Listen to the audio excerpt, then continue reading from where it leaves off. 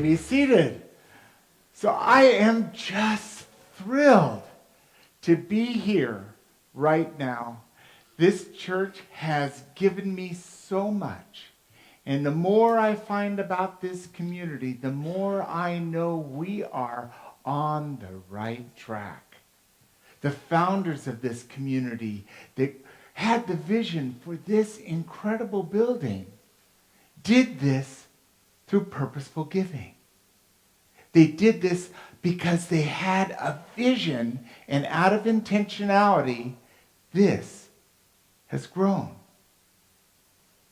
I want to also turn back to where we ended last week, the Martin Luther King Sunday, and then Monday when we marched together with 800 other people doing the March for Dr. King. It's so inspiring, and it allowed me to know I'm part of something much bigger. And I turn to this quote by Dr. Martin Luther King Jr. We have before us the glorious opportunity to inject a new dimension of love into the veins of our civilization. I love this because it is one of the things available to us to be part of a cutting edge, new way of being that we're labeling Mission-Centered Ministry. Now, when I first came to this church to do my tryout in September, I said, I'm really passionate about Mission-Centered Ministry. And the board fed back to me, yes, we are too. And what I know is that when this church started, it started with the very components of Mission-Centered Ministry. So we have the opportunity to go back to who we really are. Now, I turn to that scriptural quote that was part of the daily word today, because it's spot on for this. From 1 John 3:18. Let us love, not in word or speech, but in truth and action. Now, we know this by our fifth unity principle. It doesn't matter how many books we read or inspirational messages we get or Sunday services we go to or classes that just make us so wise. We've got to roll up our sleeves and take action. Because when we put our body into what we're doing, it's not all talk. It's not time to sit and process. It's time to do it. Nike had it right. Just do it. We may not do it well because we may not have all the information we need to do, but just do it because we're being called to something bigger, something better, a new dimension of love.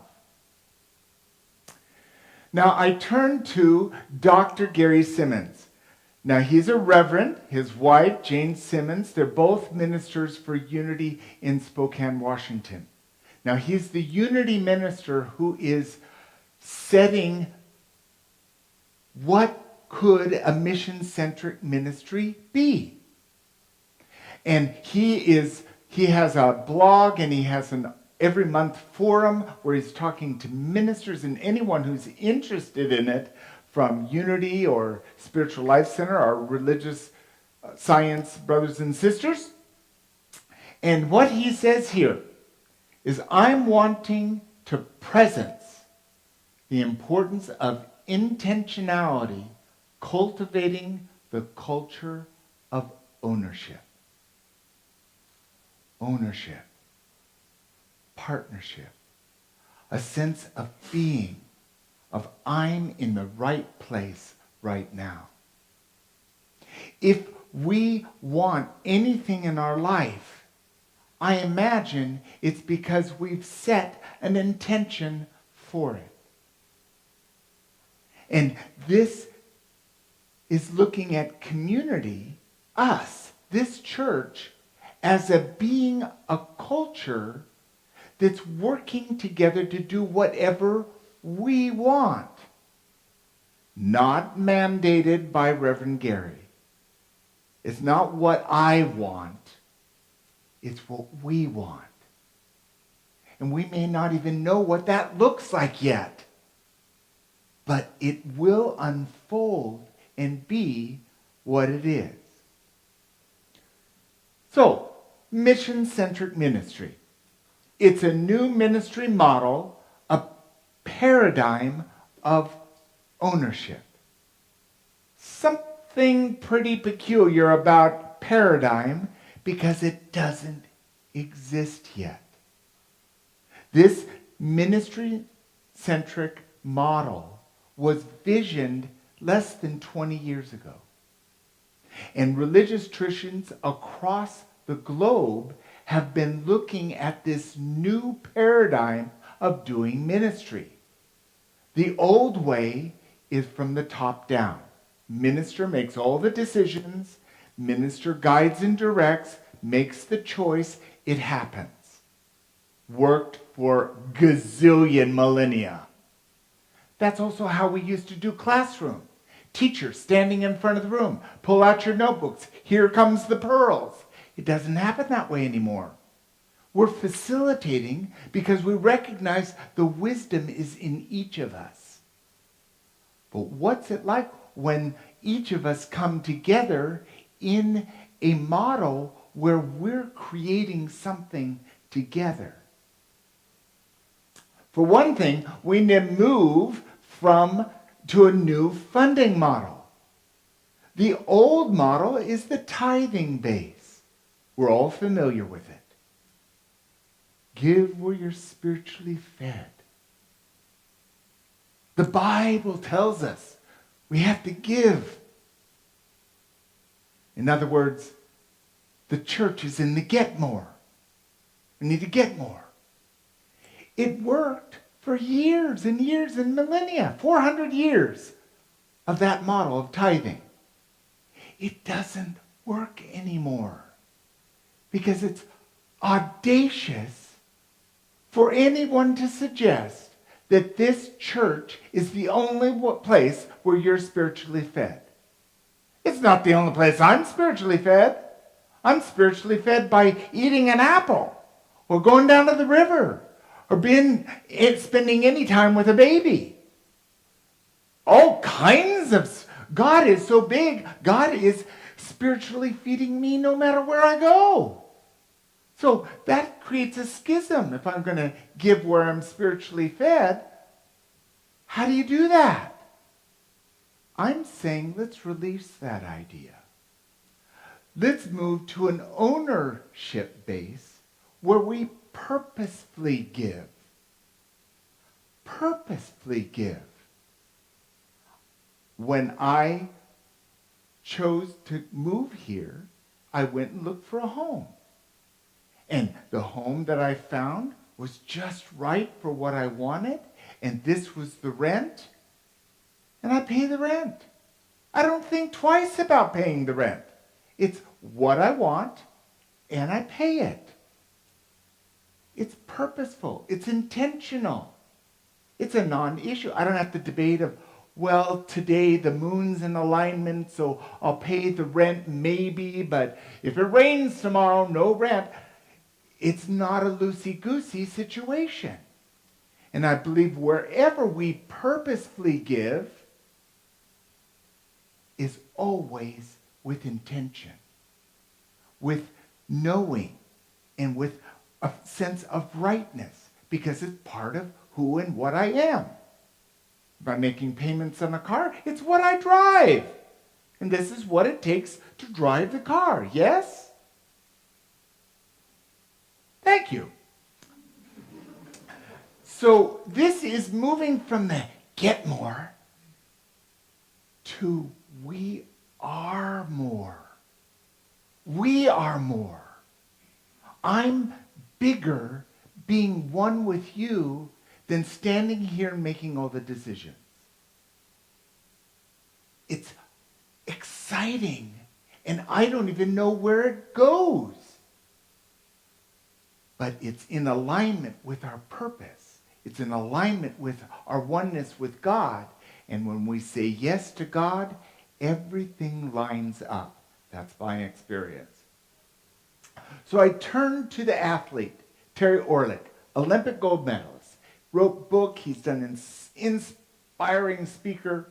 He says this: the heart of human excellence often begins to beat when you discover a pursuit that absorbs you, frees you, challenges you, or gives you a sense of meaning, joy, or passion.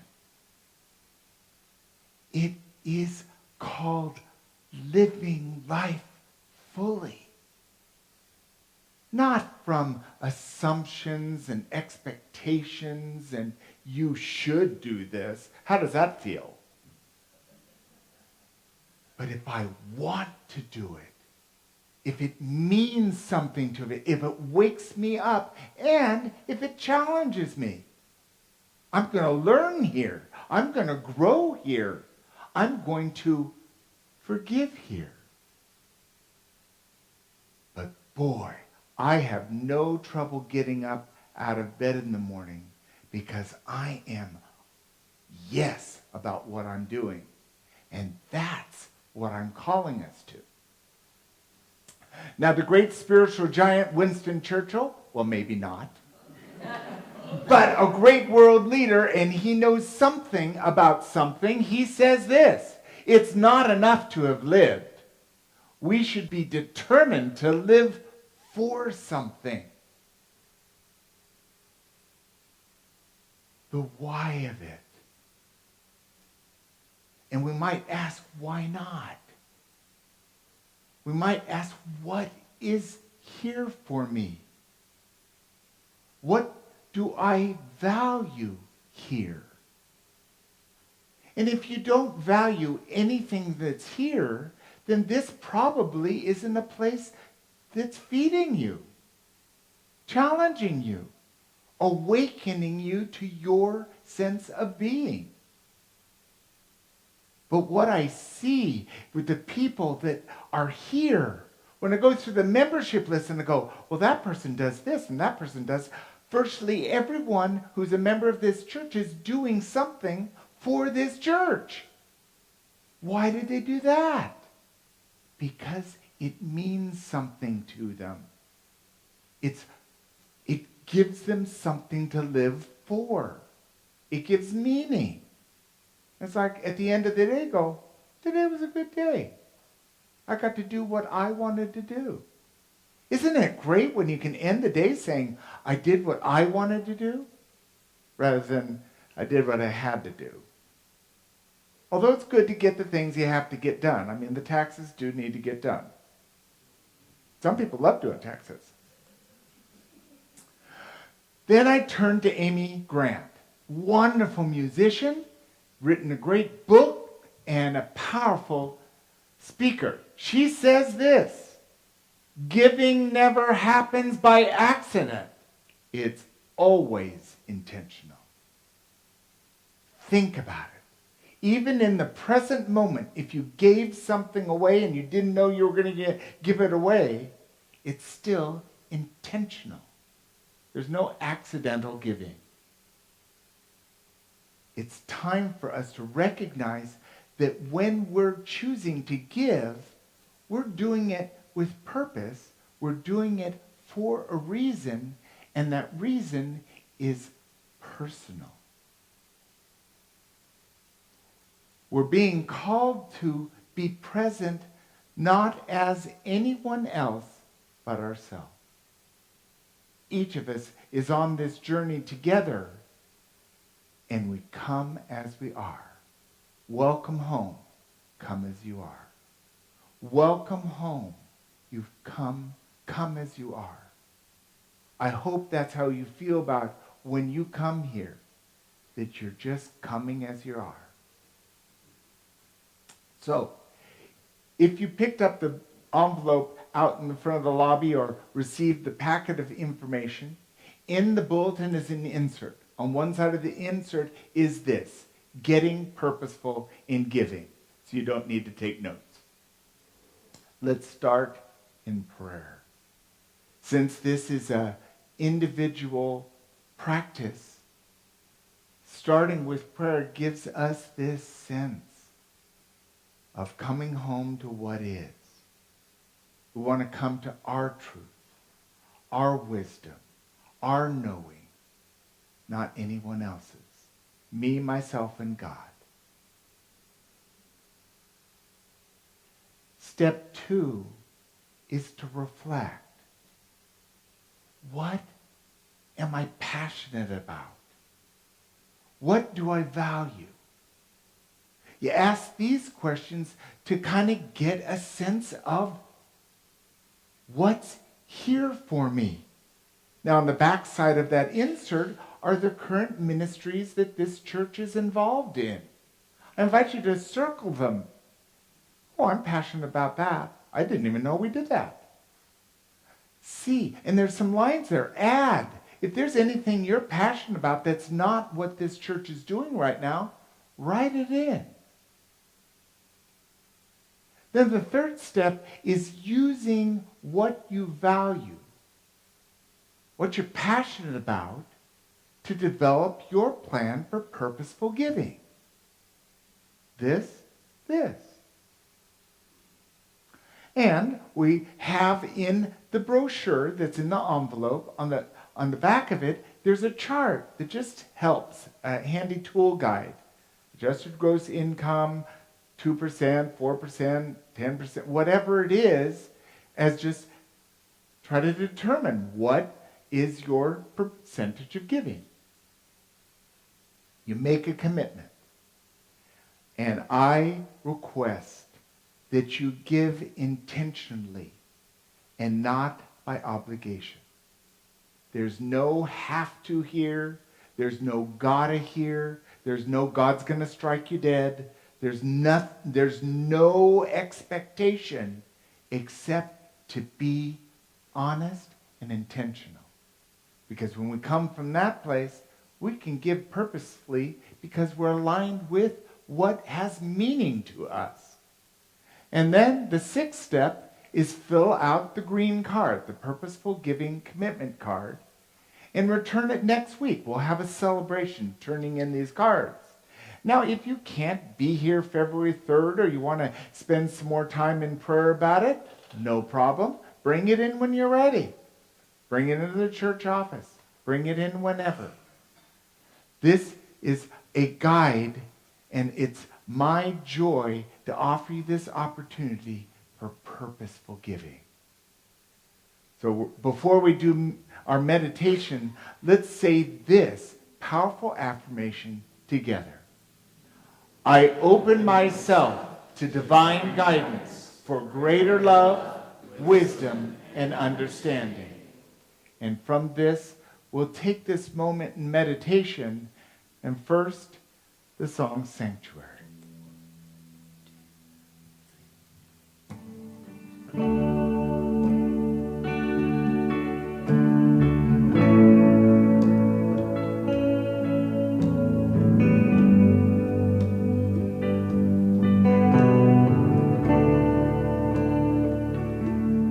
Lord, prepare me to be a sanctuary, pure and holy, tried and true. With thanksgiving, I'll be a living sanctuary for you. Lord, teach our children to stop the fighting, start uniting, live as one. Let's get together, loving forever. A sanctuary for you.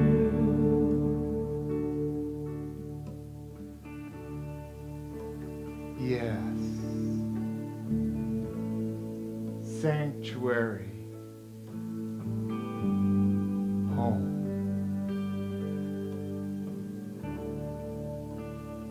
We breathe into this moment and center into the presence. The presence of God, of divine light, of knowing, of wisdom.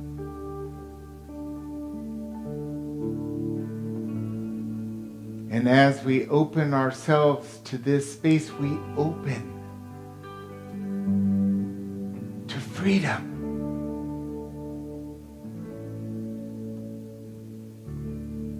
Freedom calls us not to a place where everything is decided. Freedom calls us to a place where anything is possible.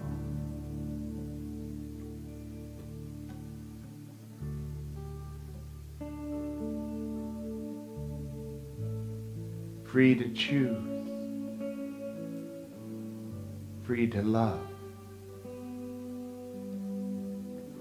free to be,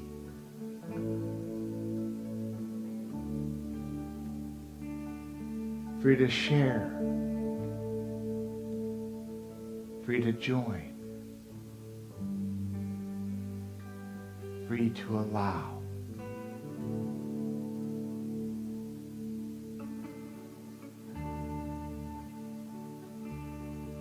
This openness allows us to drop any expectations, any assumptions, any holding.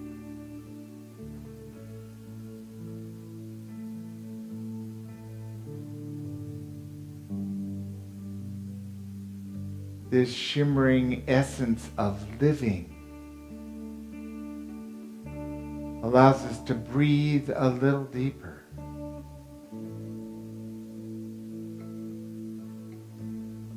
To know what we know when we know it.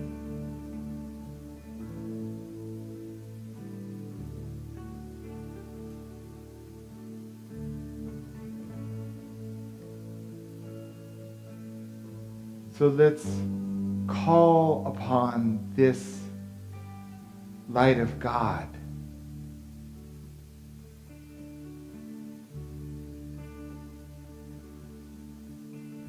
what do I need to know to be more present right now?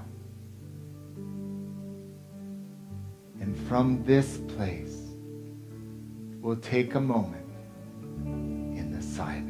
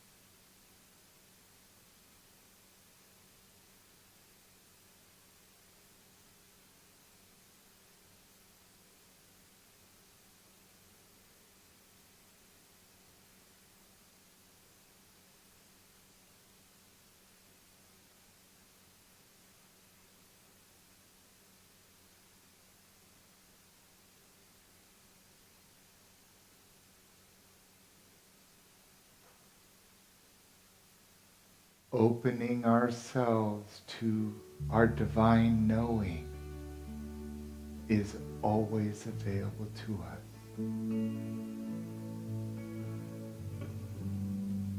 And as we come back into presencing ourselves in this room, we take with us what we've received in inspiration and light, and we carry it with us as we go through this day. And so we wiggle our fingers and our toes, might roll our shoulders or roll our head. And when we're ready, we open our eyes. Relaxed, open, willing, and ready.